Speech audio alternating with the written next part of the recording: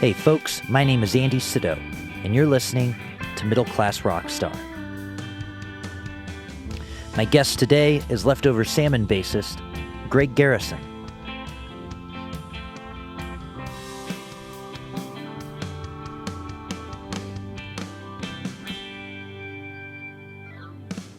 Greetings, welcome back.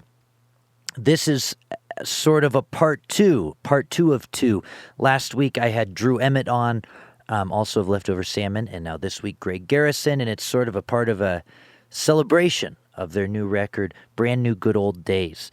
And it was fun getting to chat with two individual band members, ask some similar questions and get different takes, and ask some different questions too about the album, their own perspective. Greg actually produced the record. And it was recorded in Asheville back in 2019. And it was interesting digging in with him on the process and, how it all came together from his point of view as a producer and as the guy who took the tracks and put them on his laptop and did additional work after the studio. I first know Greg from CU Denver. It's got to be 8-9 years ago now. I was a student at CU Denver. I think it was my junior year, and Greg came on because one of our teachers was taking a sabbatical, so he came on to fill in and ended up just staying at CU Denver, and he's been there ever since.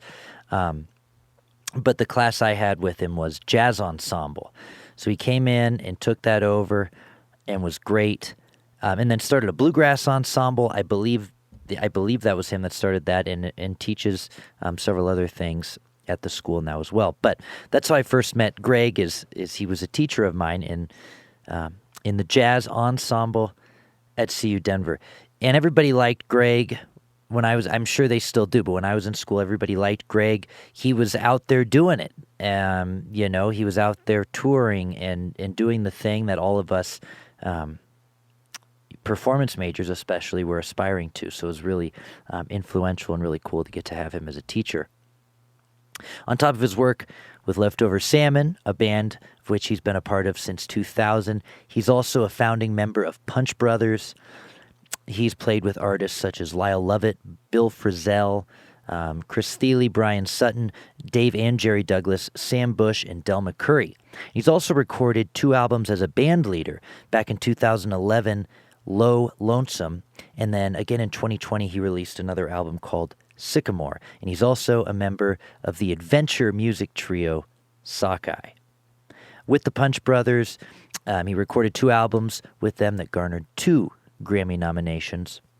And since being with Leftover Salmon, I guess it's been over 20 years now, he's recorded 7 albums with them and headlined all kinds of venues and festivals like Red Rocks, the Ryman Auditorium, Vancouver Folk Festival, Bonnaroo, Telluride Bluegrass, all of them.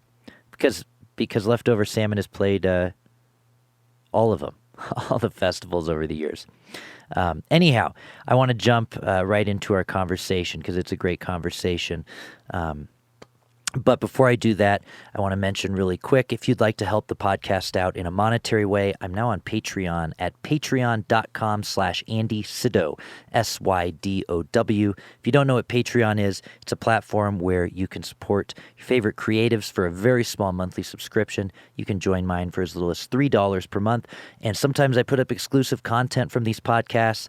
For instance, I just had Mickey Raphael on, who's been Willie Nelson's harmonica player for about 50 years. And after our interview, we had an additional conversation really centered around harmonica. And that conversation is only on my Patreon page. You can check that out. I also put up production breakdowns for my own tracks, how I wrote horn lines and creative process, things like that. I put up songs that I don't release elsewhere. I'm a songwriter. That's my main thing. And so sometimes I put up exclusive songs there that aren't out in the public. I release things early, whatever. Patreon, it's a cool thing. Patreon.com/Andy Sutton, SYDOW. If you'd like to help out in a non-monetary way, that's great too. Give this podcast a 5-star rating and review wherever you listen to your podcast. It just takes a second or two and really helps out a lot. Okay, wonderful. I think that's all we have to cover, and we should jump in. Thanks to Angie at Compass Records for putting all of this together and sending a bunch of emails back and forth to get both Drew and Greg booked. I hope you enjoy our conversation.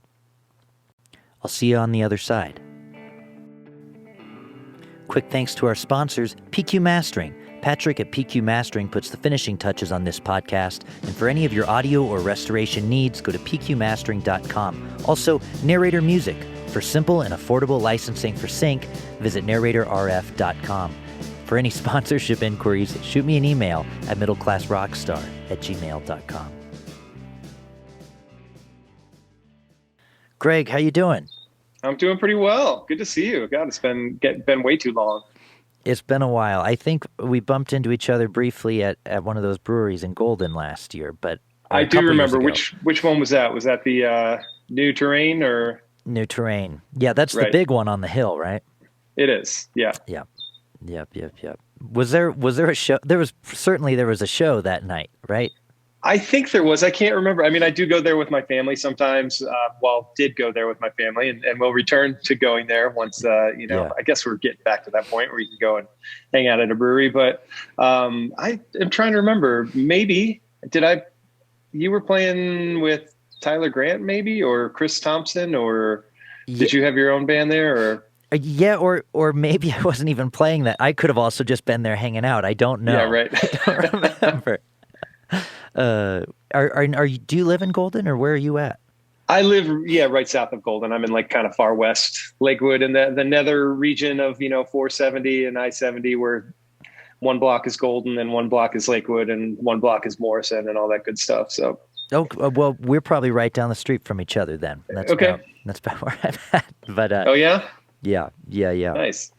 So how's the last little bit been? I mean, I know you guys just got to kind of do a CD release show and stuff, but what have you been doing the last year and a half during all this mess? I mean, the last year and a half, I've continued teaching, obviously, at CU Denver, and so that's been consistent, through the course of the past year. It's been a little different as everything has been online.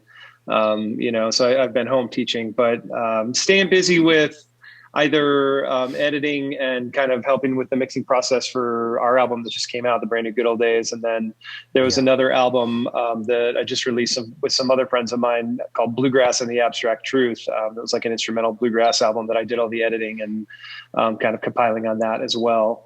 And so there's been projects like that have kept me busy. Also went to Nashville for a little while in October, did like the whole quarantine recording deal, with some friends of mine, a couple guys from Punch Brothers and the guy from Mandolin Orange. And, so that'll be coming out at some point. So trying to stay busy with projects, I will say it's been interesting to me. Like I really haven't had a whole lot of desire to practice that much.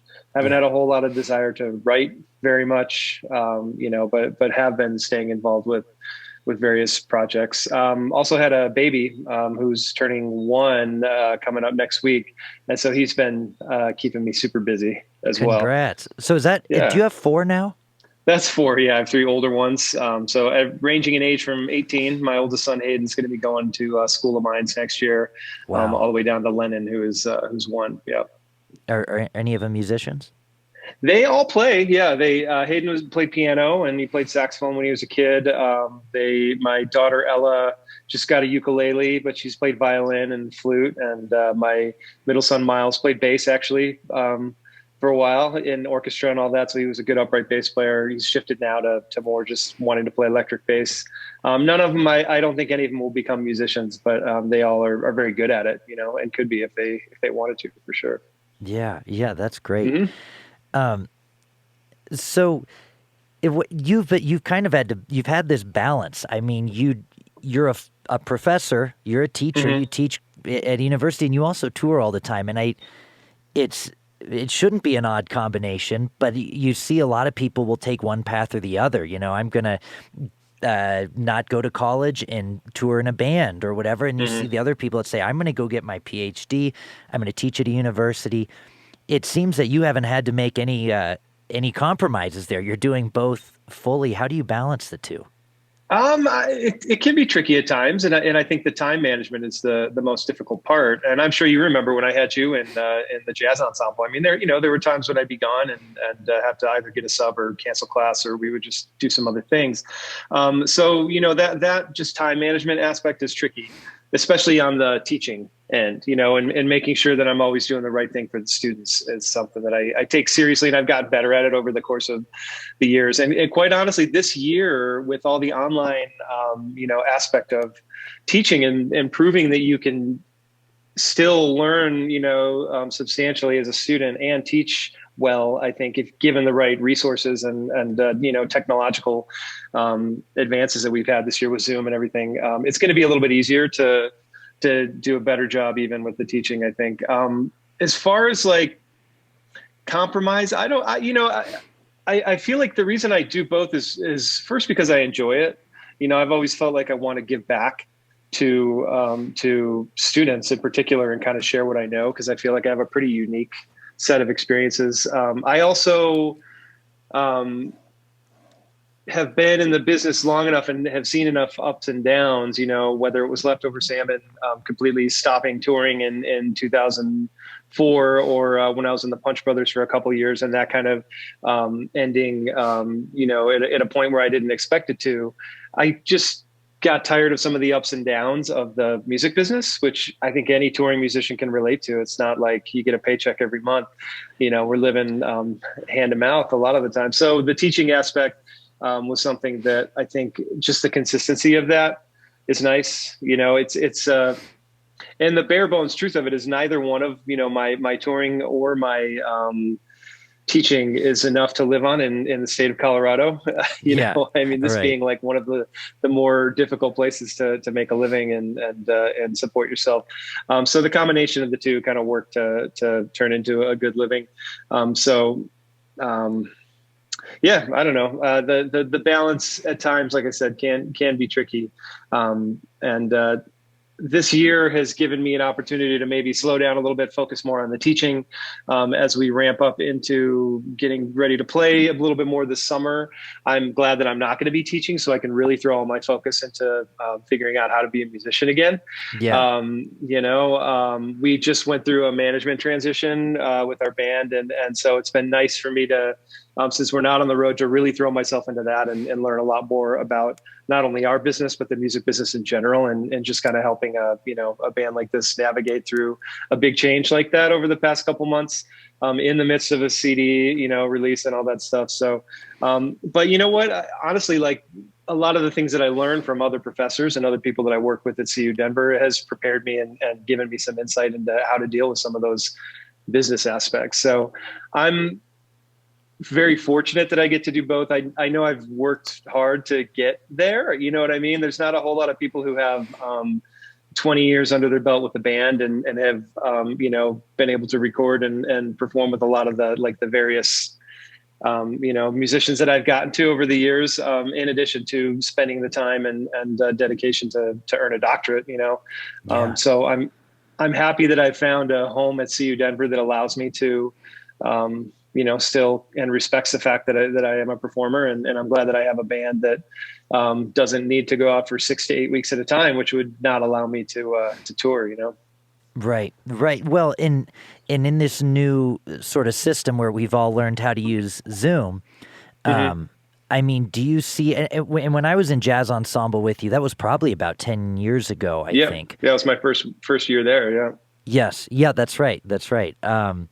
So when you left, when you had to leave for a week here and there to go do a show, we all thought that was really neat because, Professor Greg is out doing it, uh-huh. and that's awesome. Do you foresee in the future being able to take class on the road a little bit, where you can set up in a hotel room and say, "Hey guys, we're going to be on Zoom this Friday," and log in from there? Do you think that's going to be a thing?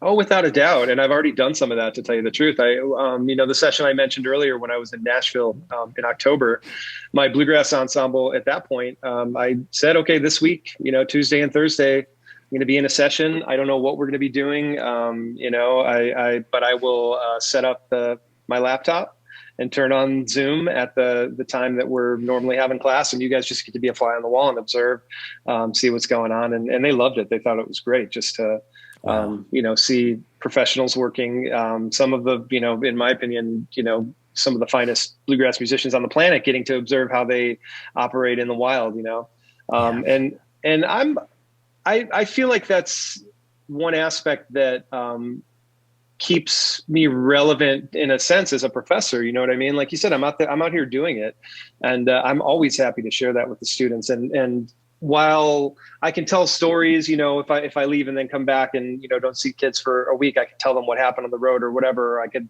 blog about it or post pictures or something. When I can talk to them in real time and they can see me sitting on a tour bus or sitting backstage or, in the environment of being in a studio with the other musicians and just see how the world really operates out there, I think it's super valuable. And it's something that, whether it's like a music theory class or music appreciation or an ensemble or whatever, I hope that I get to do it more in the future, Yeah, that's great. So to jump into the new record that just came out a few days ago on the 7th, the brand new Good Old Days. So I was just chatting with Drew about it a good bit, and I meant to ask him, but forgot. Somebody told me you produced the record. Were you the producer? Yeah. Okay. So coming in as a producer where you're also an equal parts band member with a bunch of other people, I mean, what's the dynamic like? Do you have final say on things? I think that I had final say on things to an extent. I have final say, or like at least a strongly voiced opinion, as long as I ask everybody else and make sure that I'm not making decisions without taking everybody's thoughts and feelings into consideration. I will say, one of the advantages of having been in a band for so long with these guys and is understanding what they care about and what their aesthetics are and the kind of decisions I can just make on my own and the kind of decisions that I need to go back and talk to them about, so that is tricky, and it can go either way. It can either be bad or good, but I feel like my relationship with everybody is strong and they have a lot of respect for me as a musician. And they've been around me long enough to know that my ears at times can hear different things than theirs can, and they will always default to my decisions on whether something is in tune or out of tune or in the pocket or out of the pocket. But I also then have to respect the fact that, they have other guys in the bands have stronger, maybe aesthetic senses of like a performance of a tune or something than I might. So anyway, it's understanding the what people are good at identifying as issues that need to be solved or performance aspects that are good or bad, and then them knowing what they trust me with and that I do and don't have to ask them about. Right. If I want to get specific about it, it's like if I'm going to orchestrate a bunch of guitar parts or like edit a guitar solo or something like that, as long as it comes out sounding better than it did before I started, nobody's going to question it. You know what I mean? Right. And if I'm fixing some vocal takes, whether I'm like putting something in the pocket a little bit or just like, working a little bit with auto tune or something to make sure that harmonies are tight. Again, I'm not going to say like, hey, I auto-tuned your vocal on this part, because somebody's, somebody might be upset about that. You don't know if they're going to want to hear that or not.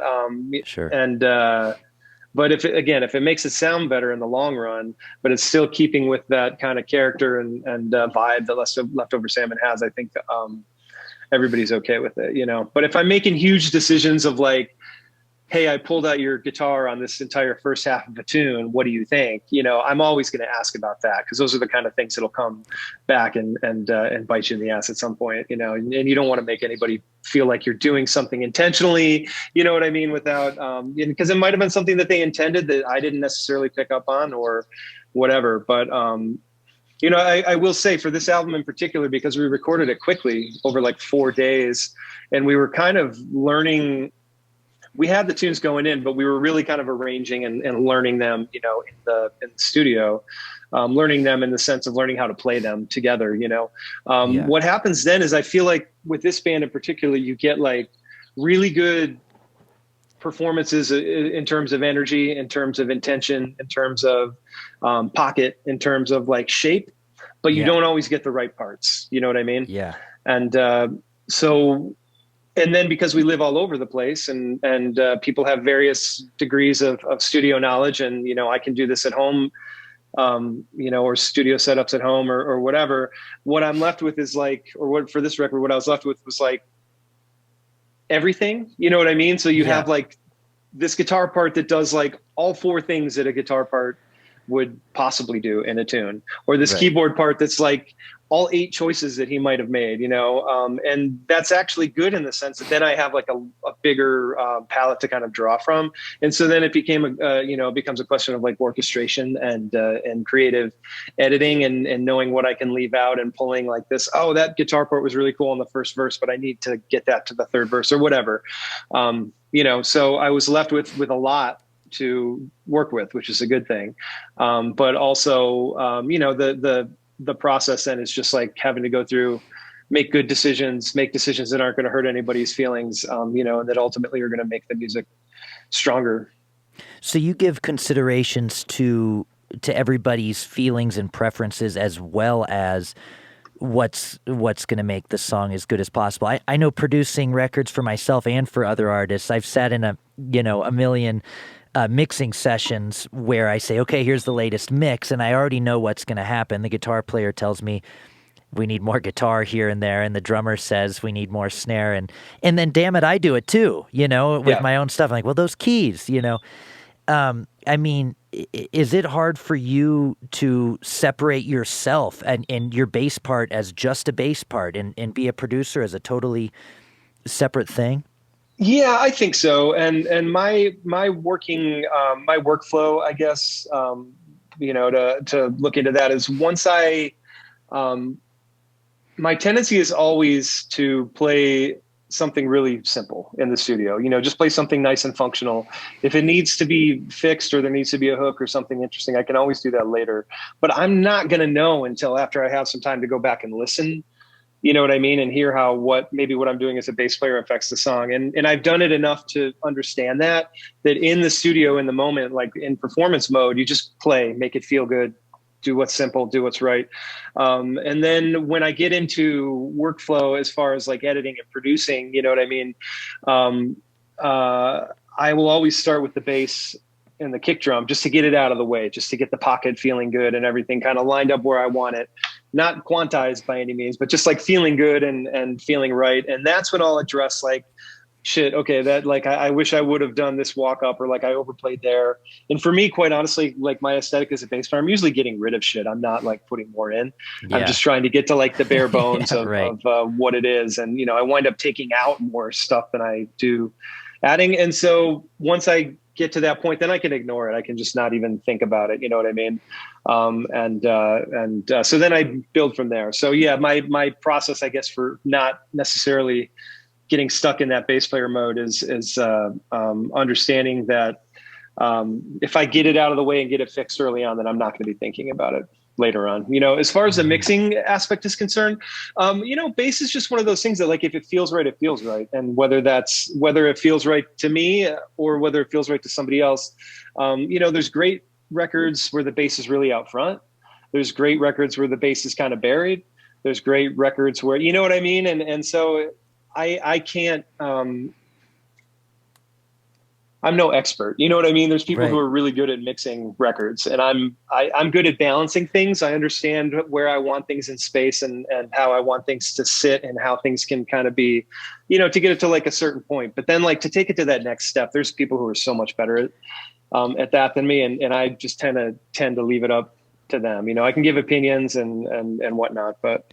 So after you took home all these recordings after those 4 days in Asheville, you did edits and things, and then did you pass it on to someone else to do the final mix and master? Yeah, Mario Casilio, who engineered it and who's also our front of house sound guy, said that he wanted to do the mixing. And so what we would do is he would, I'd send him the Pro Tools file and say like, here, I'm done with, this feeling pretty good to me. I got it orchestrated, edited where I want it. And I would do some kind of just in my own process, just some panning and some balancing and stuff like that, that would all go to him. But no, I didn't give him any direction. I would just say, kind of make it make it sound how you want to sound it, how you want it to sound. And he would send it back, and then we would kind of trade back and forth. And I'd say, well, like maybe bring this up here, maybe bring this up there. But as far as like getting into the nuts and bolts, I didn't want to do that because I don't want to fuck with his workflow. Yeah. I'm not good enough in Pro Tools that like if an engineer does something as far as like automation and fading, I don't want to mess that up. You know what I mean? Yeah. So once it gets into that mode of like somebody really doing what they can do with Pro Tools, it's just up to my ears and saying like, yeah, I think this needs to be here and that needs to be there. Or like, man, that's, that mix in general sounds really thin compared to the other ones, or so we did that. We traded mixes back and forth for probably a good month until we were both feeling pretty good. And then we from there, both of us went to Colin Bricker, who owns Mighty Fine Productions in Denver, who we both have worked with a ton and is a good friend. And it was somebody with ears outside of the project. And we sat with him for a day and worked through it to get kind of, that final opinion on like, oh yeah, it sounds pretty good. Yeah. And yeah, so I think, it was like a collaborative, but Mario was definitely the one who was pushing the buttons and putting in the plugins and doing the automations and all that good stuff. I gotta let my dog out here real quick. Yeah, go for it.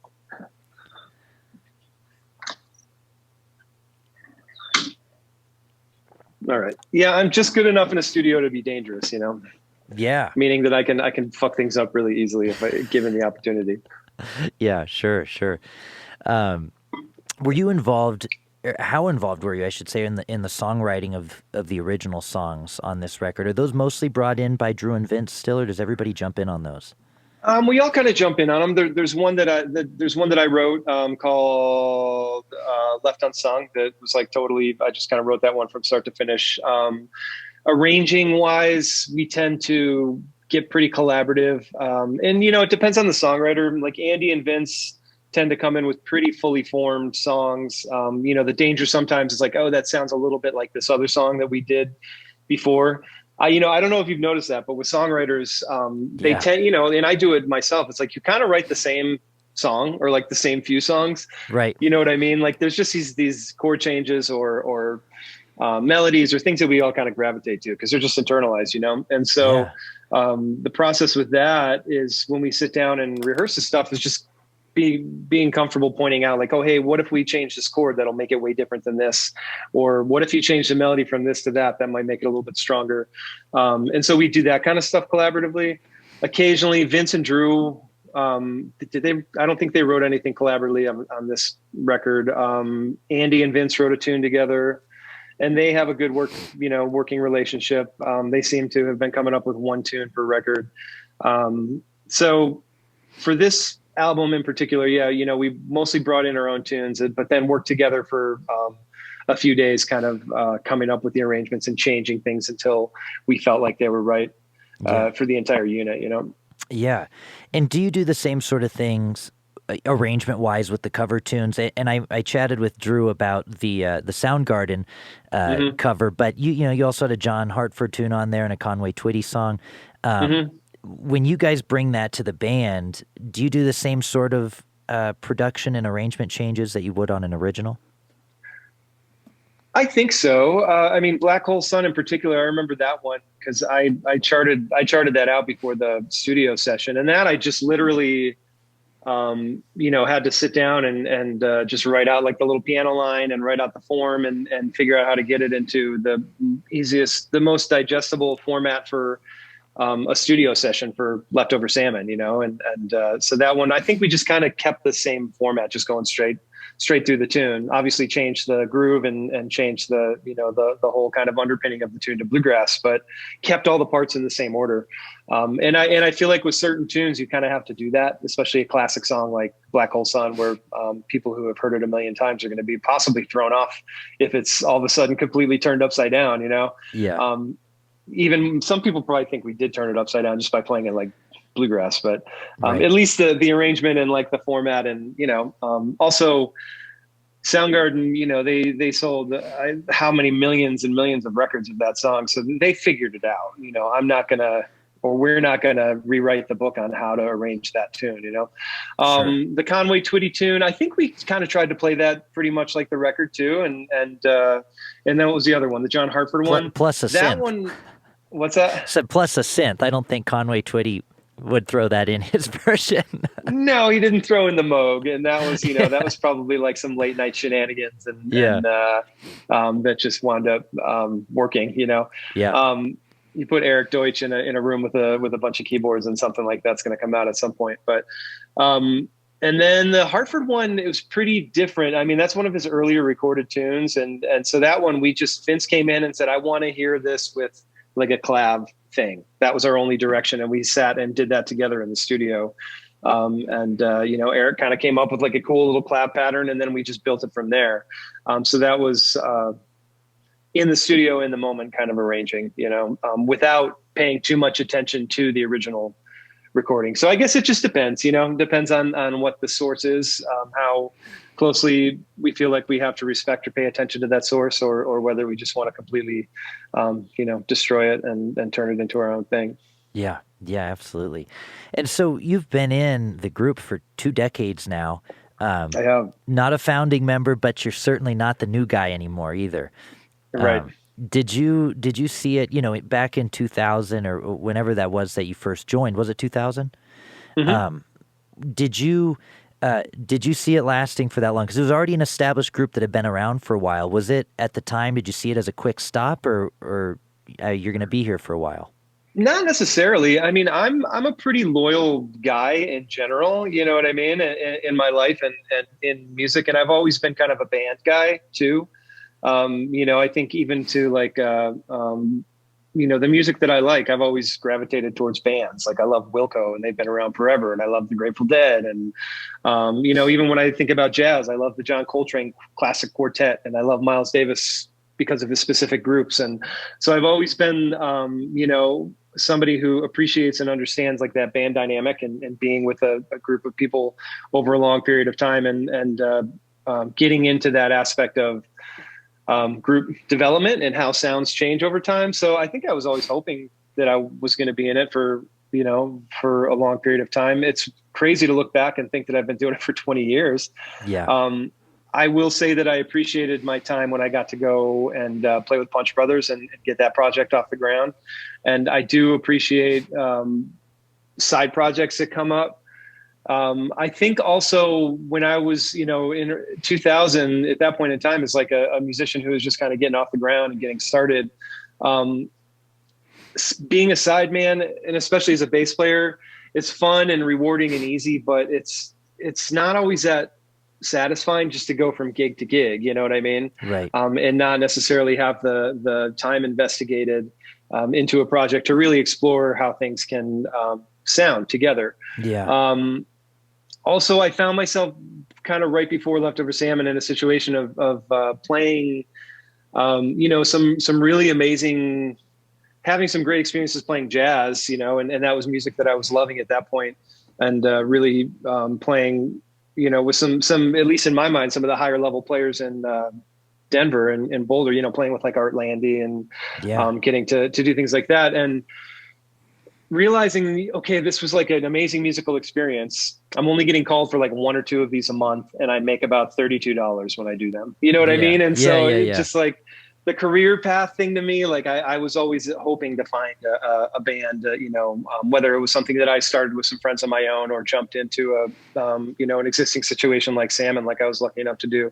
But I think as a musician, I knew that was maybe a at least not a stable career choice, but more stable than the sideman thing. I've just never been good at hustling and wanting to fill up my calendar. And, it's just kind of daunting when I look at a blank calendar and be like, okay, if I'm going to pay rent this month, I got to have a gig written in 20 of those boxes at the very least, Yeah. Hard to do, man. With 8 different artists, set lists. Exactly. And it's a lot of phone calls and a lot of putting up with shit you don't necessarily want to put up with. And sometimes dealing with music you don't want to be playing with, and, grinning and bearing it for, 200 nights a year. And I have, and this isn't to like disparage people who are sidemen, because it's like, there's people who have made an amazing living and are still doing so in Denver. And I have so much respect for them. And also, that aspect of being able to be home and be in one place, not being on the road, I think is valuable as a sideman. But, you also trade off, like, when I'm home now from the road, and it's the way it's always been since I've been in the band, I'm just home. Yeah. And with kids, I'm home at night. I get to put them to bed. I get to get up with them in the morning. I'm not at a club until 2 in the morning or something like that on a Tuesday, Yeah. Wednesday night, or whatever. Which again, not to disparage that at all, and it's still something I do from time to time when I get when friends of mine, people that I love to play with and love to work, if they have local gigs, I'm always 100% down to do it. Yeah. If the timing is right. But I'm glad it's not something that I'm doing 5, 6, 7 nights a week. Of course. Yeah. And in that time when you joined, I mean, where were you on your college path in terms of your own education, and where were you musically at that time? I mean, had you done a bunch of bluegrass yet at that point, or were you pretty much in the jazz world? I was playing primarily jazz. I mean, career-wise, I had just finished my master's up at UNC Greeley, and in that, I had shifted my study to classical bass, just because it was something that I feel like when I got my undergrad, I didn't take very seriously. I was focused more on jazz and didn't necessarily, I was just too young to understand the value of like the real sturdy kind of classical foundation, especially for an upright bass player. So, I was working on my Bach cello suites and Bottesini, this and that, and playing in the orchestra. And but yeah, my career-wise, playing-wise, I was playing down at El Chapultepec, and I was playing in wedding bands. I had also done a tour with the Motet, who are still around, but one of the early versions of the Motet, doing a little bit of bluegrass around town with some of the guys who eventually formed Yonder Mountain String Band. And it was something that I loved, and but I hadn't played it at a super high level, but it was something that it was music that was really close to me, and that I've always loved and appreciated. So when I found out about the gig from Ty North, when he told me that he was going to be leaving, I kind of dove headlong into just learning all of their music and got all their CDs and got in touch with tapers online and got as many live shows as I possibly could. And literally kind of assigned myself every day, 3 hours of practice of just like getting into, Leftover Salmon, and learning all of their tunes. So by the time I got to an audition, which amounted to literally them, I think I went and hung up at Mark Van's house and played with them a little bit. I had a session with Vince and our mutual friend, Jeff Austin, and up at Vince's house. And once they knew they were comfortable with me as a person, they flew me out to Cincinnati and just like threw me on stage. And fortunately I had learned, like I said, I had spent at least a month like learning 60 or 70 tunes already and getting into the style and figuring out how to play bass in that, in that situation. There was no rehearsal? That was my audition. There was no rehearsal? Like the audition was just, is he a good hang? Yeah, pretty much. Yeah. And then a flight to Cincinnati. Pretty much. Yeah. Wow. I mean, obviously we picked a little bit. We played a couple tunes and it'd be like, oh, do you know this tune? Or like, what's the tune you learned from our record? I'd say like, oh, I don't know, Euphoria or something like that. And then we play it and they'd be like, oh man, how do you know all our tunes? That's amazing. Yeah. And, so we'd play and hang out but it wasn't like full band rehearsal and everybody, and I know they did that with some other musicians at that point in time.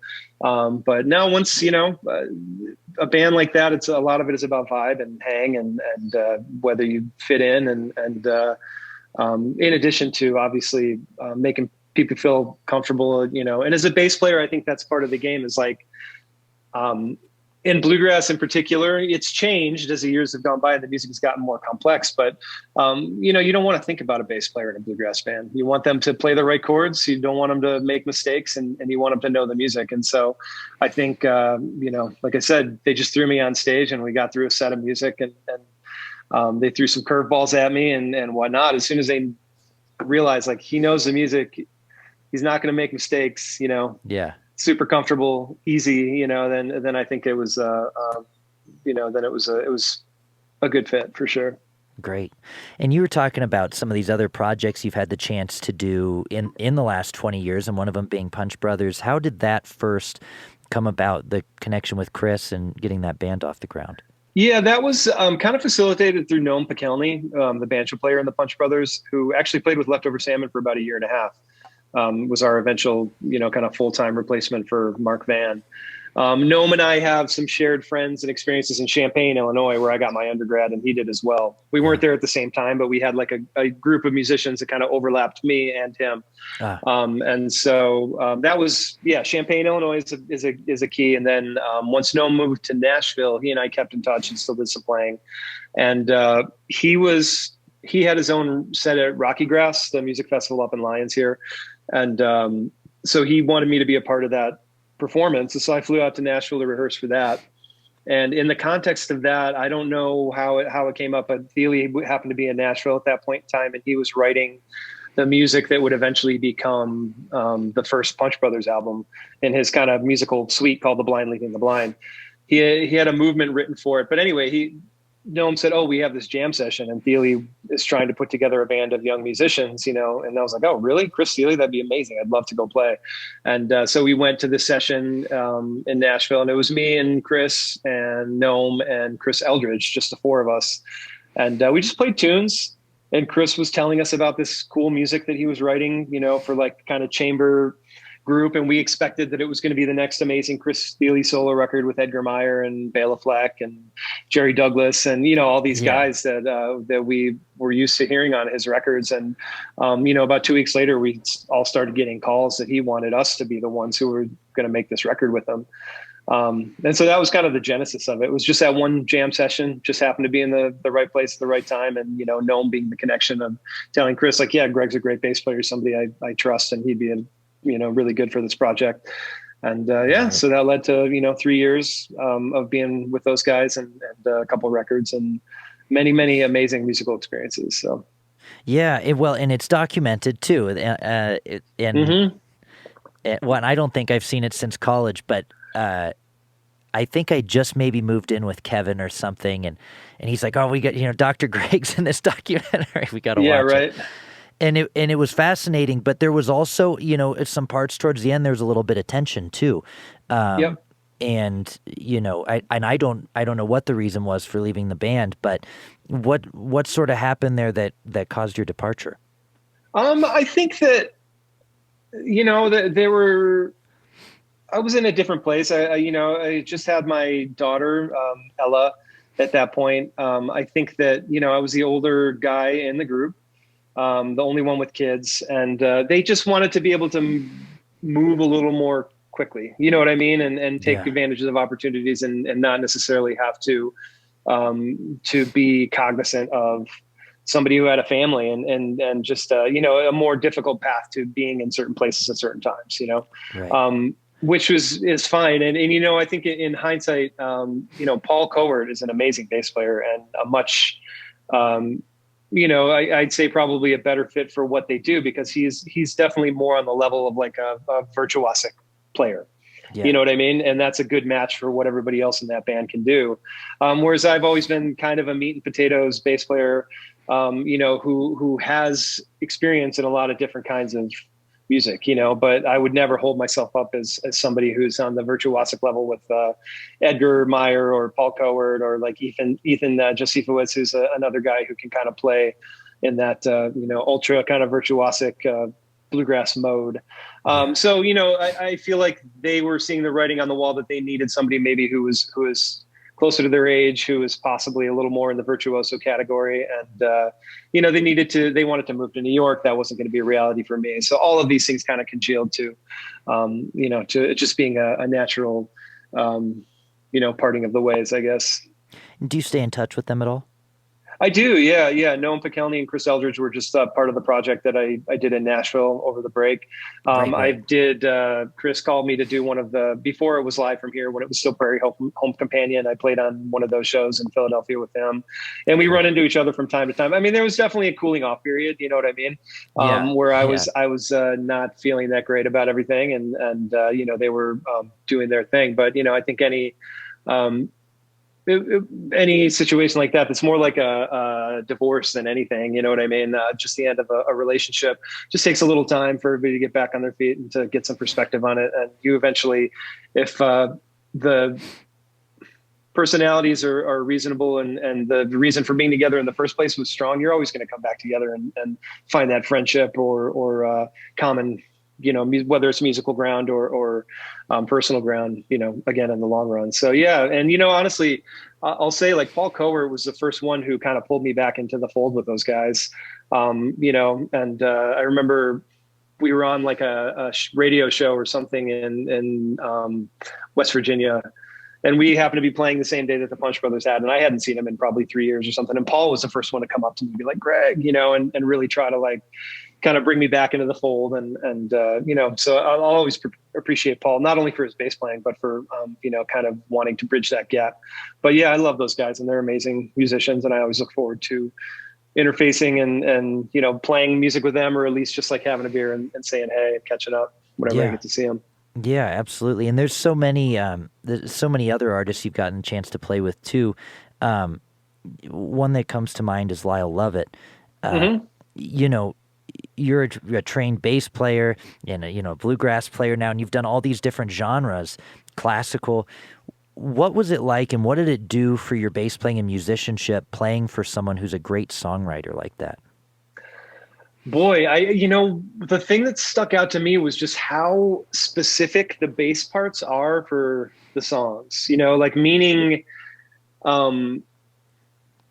if on the record, Victor Krause, who's played with Lyle forever, who's just an amazing bass player and somebody that I've always looked up to and has been one of my favorite bass players. Like if he plays the third under a 5 chord, you play the third under the 5 chord. You know what I mean? If he's playing halftime for this one verse, you play halftime for that one verse. If like you're playing a low A at the beginning of this, if he's playing a low A on the record at the beginning of this chorus, you play the low A. You don't play the high A. You know what I mean? So it's like super specific. And I remember when I sound checked with Lyle, the main kind of gig that I did with him was on something called Cayamo Cruise, which is the songwriter cruise that happens. It's like a cruise ship songwriter floating festival essentially. And I remember the first sound check, I don't remember what tune we were playing, but I played something in the wrong octave, or I played something in halftime, or like went to a 1/5 when I should have just been pedaling the root. And he hears all that. Like Lyle noticed, and he turned around and said, no, that's where it's supposed to go.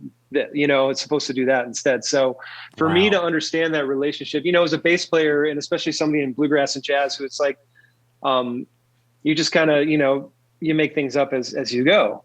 To really get into that aspect of like, okay, this is country bass playing, which I know how to do from playing bluegrass and playing in Leftover Salmon, but this is really, really specific, highly tailored, like well thought out, and well understood, meaning like, it has to be the same thing every time. You know what I mean? And so to get into that aspect of it and to understand that like, Lyle, he keys off of what he's hearing from the bass. And if you take a step to the left when you're supposed to take a step to the right, even if it's a similar step that might be right, technically, it's not the one that he wants there. You know what I mean? Yeah. And so, understanding that I think was a big aspect. And then also, man, just to like, the respect that, or just like the faith that he showed in me, cause the recommendation to play in the group, I never had to like audition for Lyle Lovett, just guys in his band kind of said, Greg will be great. And he told me, when people in my band that I trust and respect tell me that you're going to be great, I know you're going to be great. And so, that puts you in this position of like, holy shit, okay, I need to make this happen. You know what I mean? And so I spent a ton of time learning his tunes and practicing. And again, in the same way with the Leftover Salmon thing, I just wanted to step into that situation and not be something that anybody had to worry about, because it's stressful, bass player. Like if you have somebody playing fiddle or playing saxophone or something, they can stop and they can, flub a couple things up or whatever, it's easy to hide. But the bass player, if they fuck something up, everybody knows, Right.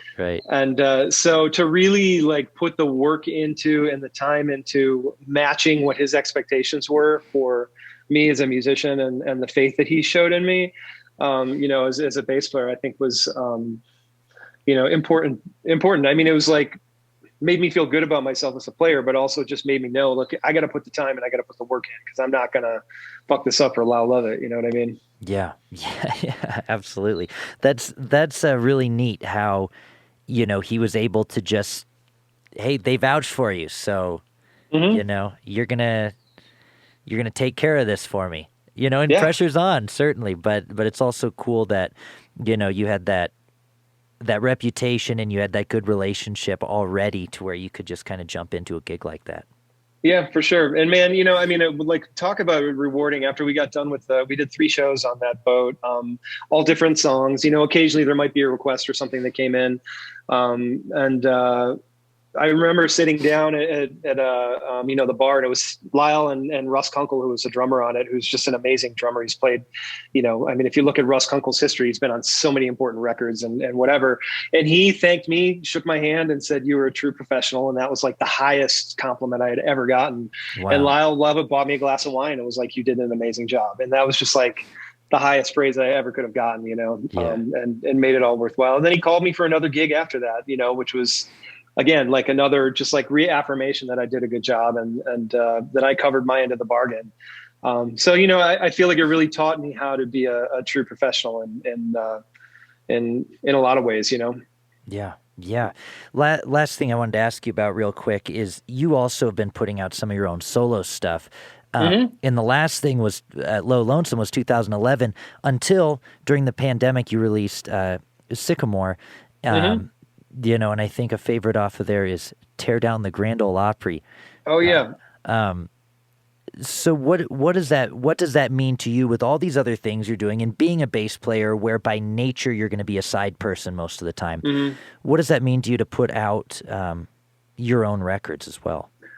I think a lot of that comes from just the drive to feel like I'm a